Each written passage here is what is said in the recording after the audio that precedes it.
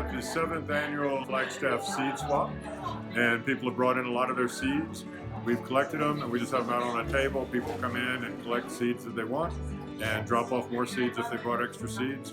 And there are things that have been growing in Flagstaff, so they're kind of conditioned for this environment. I'm with the Master Gardeners, and they train gardeners and certified gardeners to go out and teach classes, to help with community gardens. We do the hospice garden, and we're just volunteering today to help pull off this event off. So the importance of seed saving is a number of different things. One of them would be to preserve genetic diversity.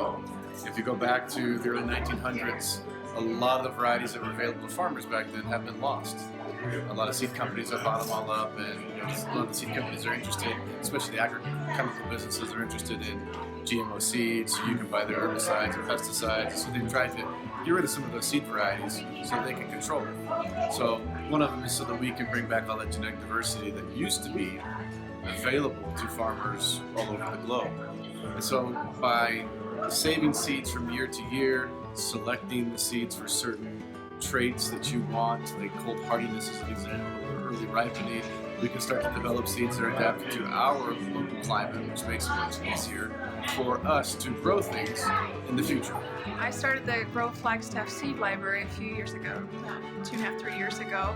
As a master gardener, I wanted us to have more local food, so I talked to a lot of people in the committee, and we just got really excited about it.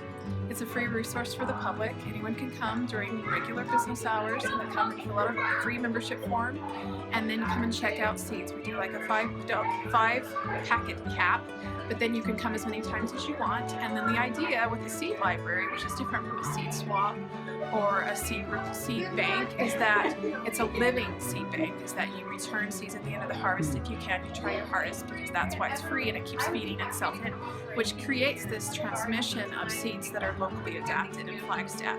FoodLink's mission is to cultivate and celebrate a healthy, local, equitable, and resilient food system here in Flagstaff. And so running this seed swap is really just in line with that, because what we're trying to do is make sure that everybody has access to healthy, locally grown food. And seeds are a great way of doing that, right? Because what we're here to show people is that you can grow food in Flagstaff. It sounds impossible, but it's actually possible. And using locally adapted seeds is a great way to do that. It's also about our seed heritage and trying to figure out how do we actually maintain these seeds that are healthy and resilient for Flagstaff. So just great stuff all around.